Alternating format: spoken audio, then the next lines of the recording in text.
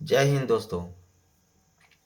आज हम बताएंगे कि 6 माह से लेकर 1 वर्ष तक के बच्चों में यदि बुखार की समस्या आती है तो हम कौन कौन सी दवाई लें।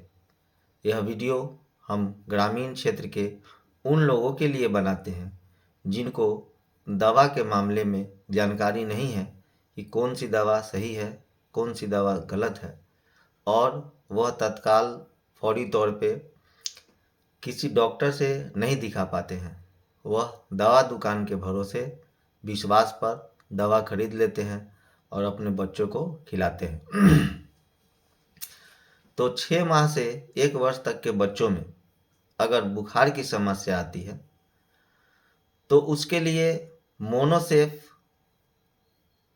100 mg syrup, Zedocef 100 mg syrup या ओपॉक्स 100 mg सिरप, ये ब्रांड नेम हम बता रहे हैं। इसका एंटीबायोटिक है, ये इसका उपयोग कर सकते हैं। इसका डोज जो है 3.5 ml से 5 ml तक रहेगा, बच्चे के वजन के अनुसार, सुबह शाम। उसके बाद मेफेनेमिक पैरासीटामोल का सिरप आता है, वह 120 mg में डोलो MF के नाम से आता है, पाराफिन MF के नाम से आता है। इस सिरप का प्रयोग कर सकते हैं 3.5 से 5 ml दिन में 3 बार। साथ में आप एजिथ्रोमाइसिन 200 mg का सिरप का उपयोग कर सकते हैं, 2.5 से 3.5 ml रोज 1 बार। उसके बाद एक मल्टीविटामिन का सिरप ले लेना है जिसमें से 2.5 ml सुबह, 2.5 ml शाम। एजिथ्रोमाइसिन सिरप एजीलाइट के नाम से आता है, एजीबेक्ट के नाम से आता है, एजिथरल के नाम से आता है, और multivitamin syrup A to Z के नाम से सबसे बढ़िया रहेगा, वो ले सकते हैं। अगर मरीज चाहता है कि हम एंटीबायोटिक सिरप या टैबलेट नहीं लेकर के इंजेक्शन का उपयोग करें तो जोन, मोनोसेफ या ओडीसेफ इंजेक्शन में से 250 mg सुबह, 250 mg शाम, 0.5 डेक्सोना मिला करके सुबह शाम 3 दिन ले लें। ये जो भी प्रक्रिया करनी है आपको 72 घंटे यानी 3 दिन के लिए करनी है। 3 दिन के बाद अगर आपका बच्चा ठीक हो जाता है तो ठीक है। इंजेक्शन यदि ले रहे हैं तो 3 दिन लेने के बाद आप सिरप फॉर्म में चले आए, 2, 4, 5 दिन और खिला दें।